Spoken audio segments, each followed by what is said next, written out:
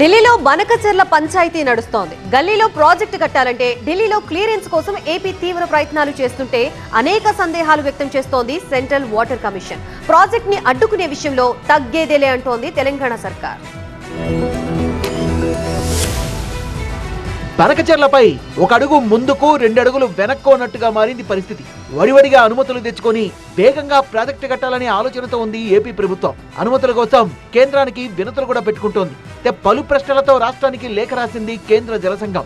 CWC ప్రశ్నలకు జవాబులపై 2-3 రోజుల్లో కేంద్రానికి సమాధానాలు పంపేందుకు అధికారులు కసరత్తు చేస్తున్నారు. అవసరమైతే ఢిల్లీకి వెళ్లి స్వయంగా వివరణ ఇచ్చేందుకు అధికారులు సిద్ధమవుతున్నారు. ముసాయిదా జవాబుల్ని వ్యాప్కోస్ బృందం పరిశీలించిన తర్వాత కేంద్ర జల సంఘానికి పంపనున్నారు ఏపీ అధికారులు.